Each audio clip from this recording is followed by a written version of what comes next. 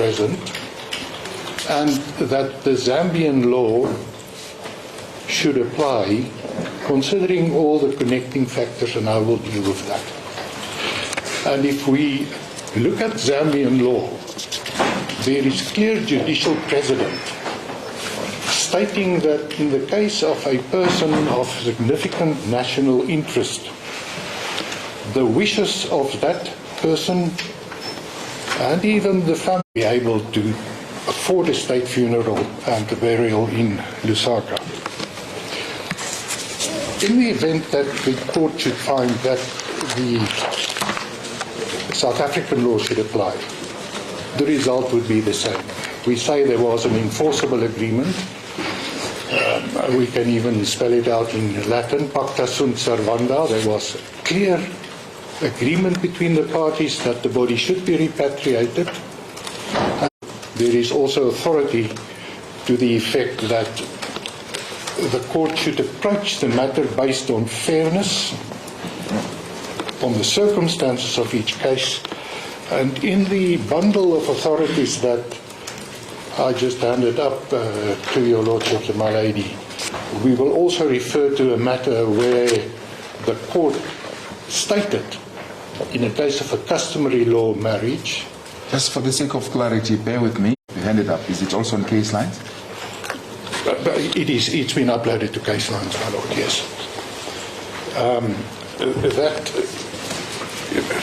That in a matter that I will refer your Lordship and my lady to, the court found that where it concerned a person, it's Mr. Tsambo, of significant national interest, or an important person who was being granted a funeral by the province, the court said that the wishes of the family must yield to the broader public interest, which is exactly the same as is the case in Zambia.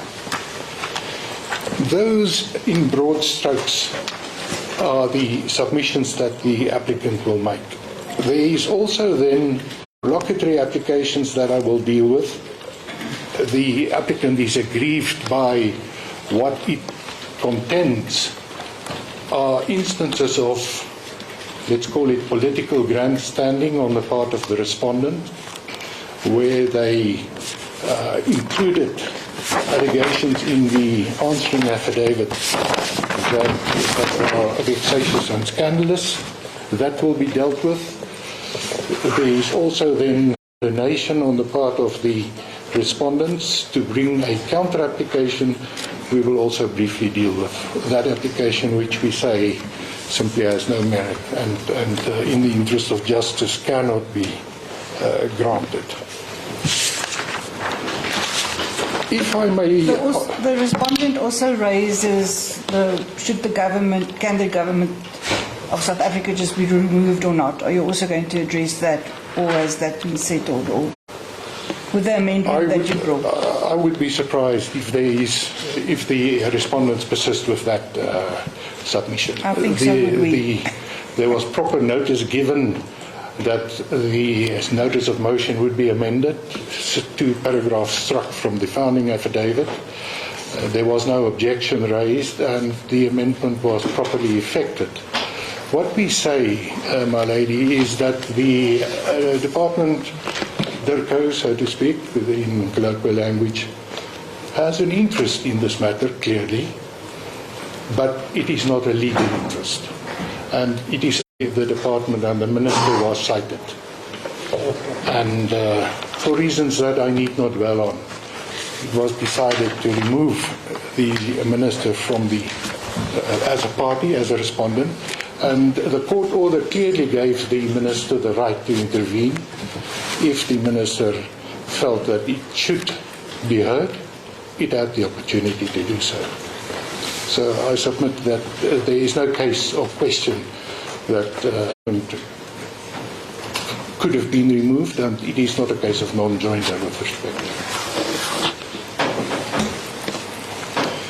If I may then turn to the facts, and first start with the wishes of the deceased. what is significant is what the respondents themselves state, and the reference you will find on case lines K.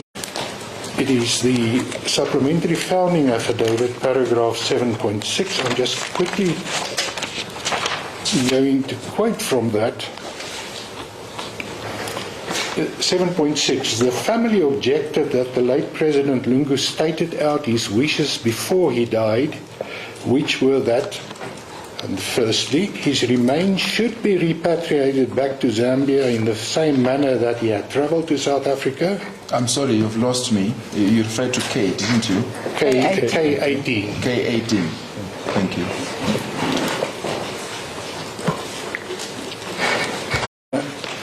7.63. In the event that he was accorded a state funeral, his successor should not be allowed to attend it. Now, this comes from the respondents. So the important point is that it was never the late president's wish to be buried in South Africa. That's simply not on the papers. And that's what the respondents now seek to do. So what they want is, in effect, against the wishes of the deceased. What they also said is that in the event that there is a state funeral, his successor should not be allowed to attend it.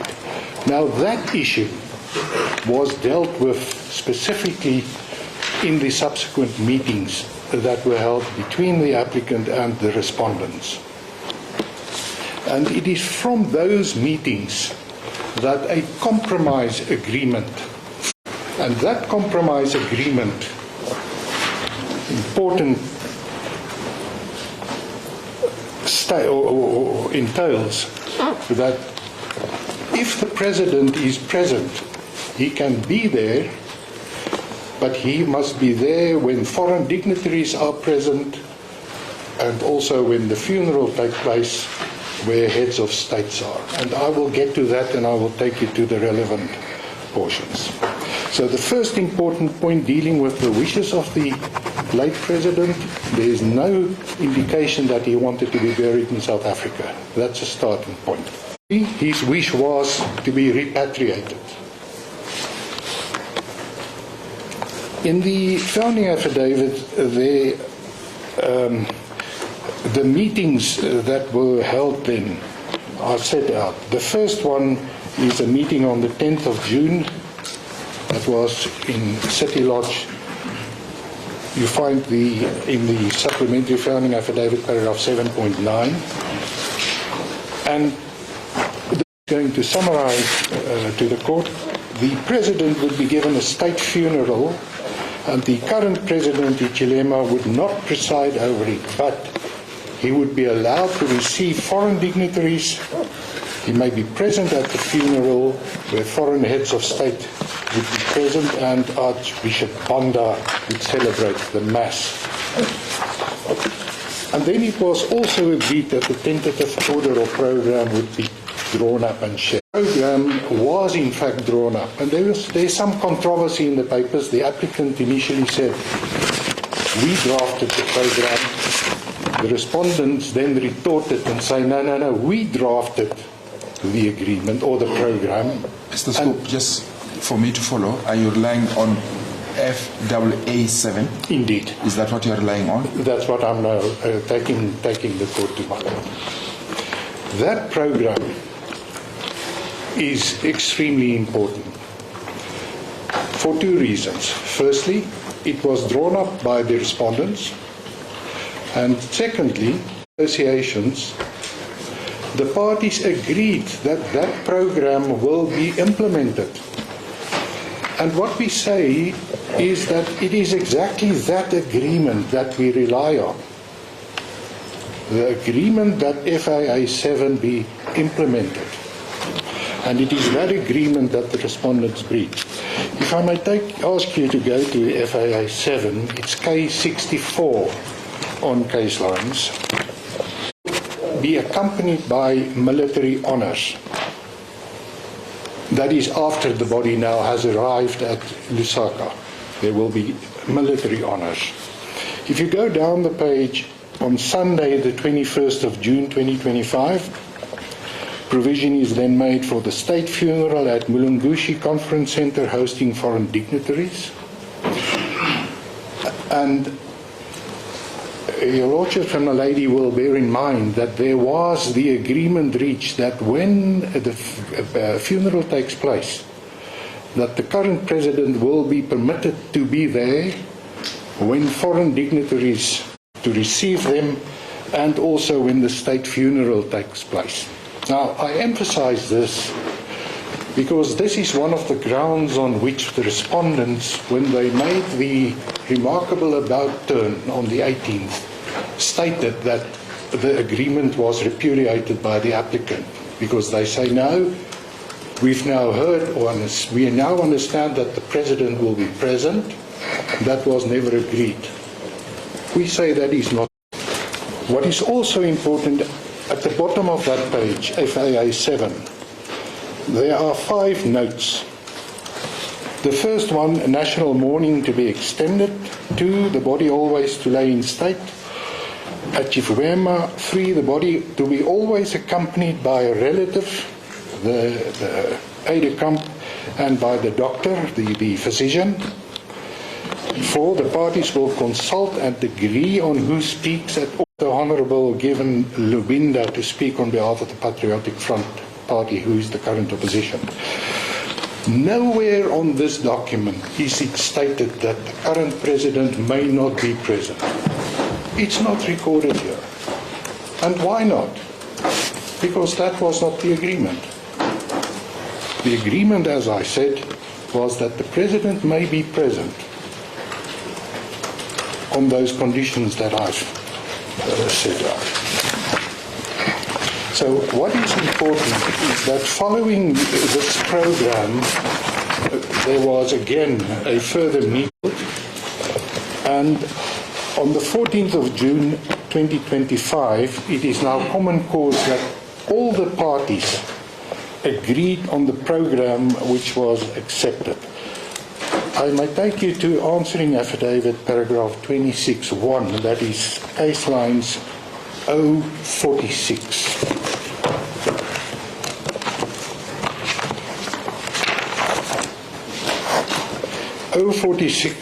First statement by the respondents, but extremely significant and important. Not so fast. I'm not so sure whether the case line page reference number is correct. My lord, it's 046. 046. Yes, 046. or 046. I think it's a O, capital O.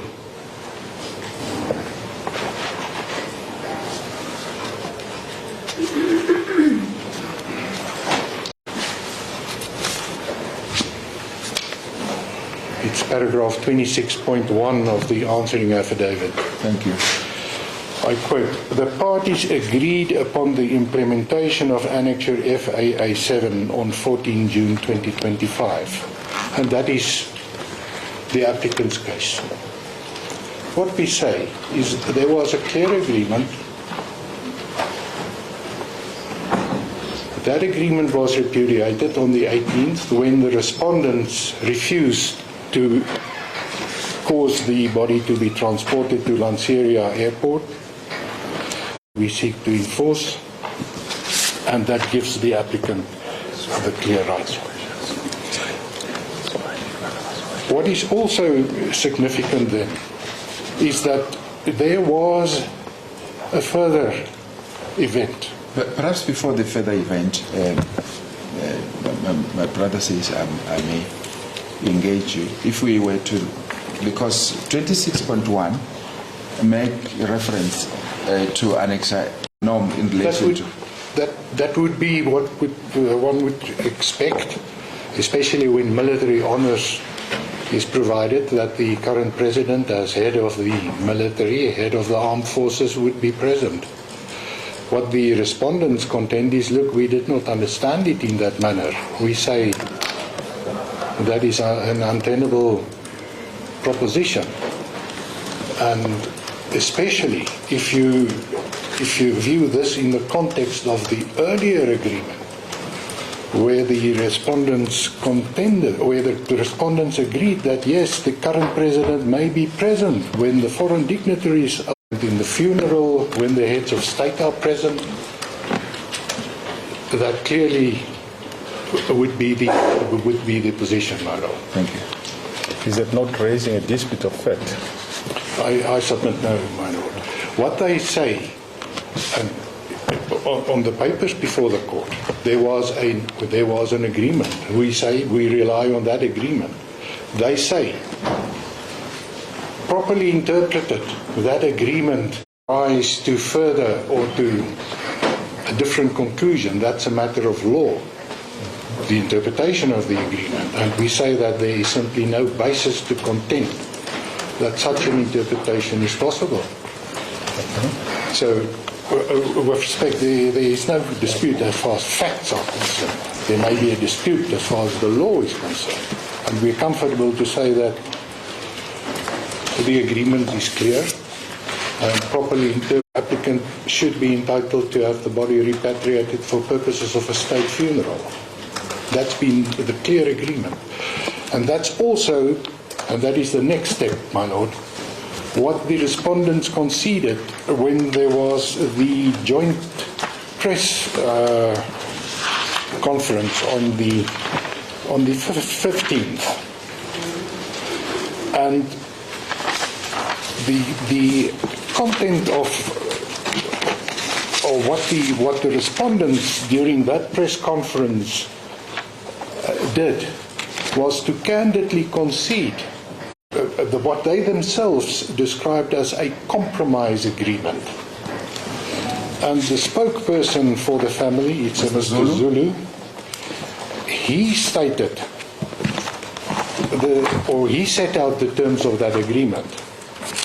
And you find it in the supplementary affidavit, paragraph 9.5, it's case lines K24.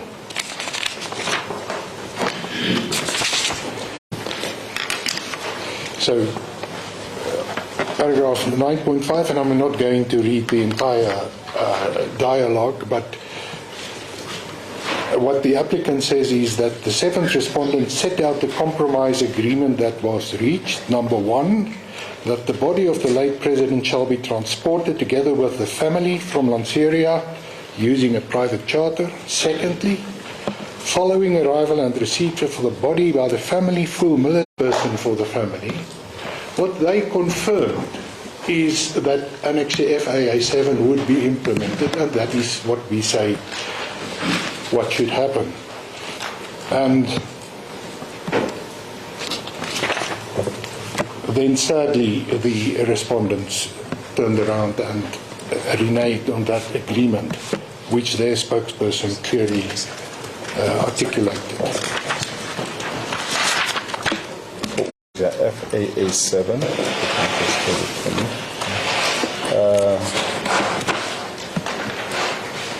Mr. Marquis can invite me to that annexure, please. K64. Somewhere at the bottom, I think it talks about that there will be further communications. Yes. Well, now, is that not an indication? It says that parties will consult and agree on who speaks at all